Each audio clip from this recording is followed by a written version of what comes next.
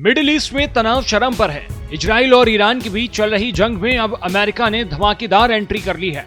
जी हां, अमेरिका ने ईरान के 3 परमाणु ठिकानों फोर्डो, नतांज और इस्फहान पर हमला कर दिया है।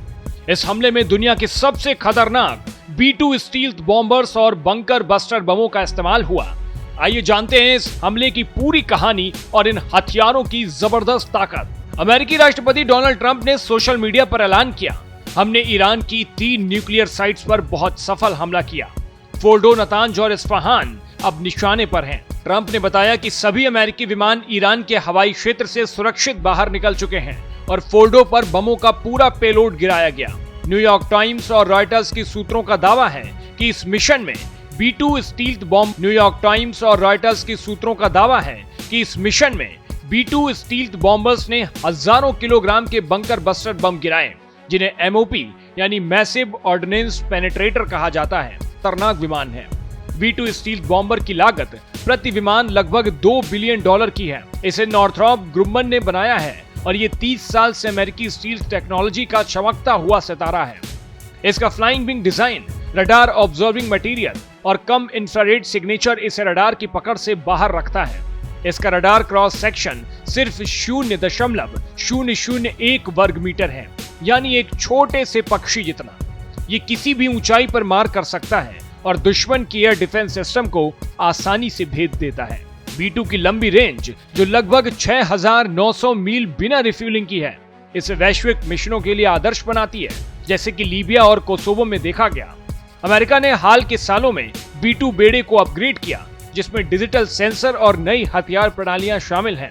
अब बात करते हैं उस बम की जिसने फोर्डो जैसे मजबूत बंकर को तबाह कर दिया, बंकर बस्टर बम। इसे GBU-57 या मैसिव ऑर्डिनेंस पेनिट्रेटर कहते हैं। इसका वजन 30,000 पाउंड यानी लगभग 13,600 किलोग्राम है और ये GPS गाइडेड है। ये बम जमीन में 200 फीट तक घुस सकता है, जिससे गहरे बंकर और सुरंगें तबाह हो जाती हैं। अमेरिका ने 2000 के दशक में इसका डिजाइन शुरू किया था और 2009 में बोइंग को 20 यूनिट्स बनाने का ऑर्डर मिला। फॉक्स न्यूज की रिपोर्ट के मुताबिक फोर्डो पर 6 बंकर बस्टर बम गिराए गए हैं।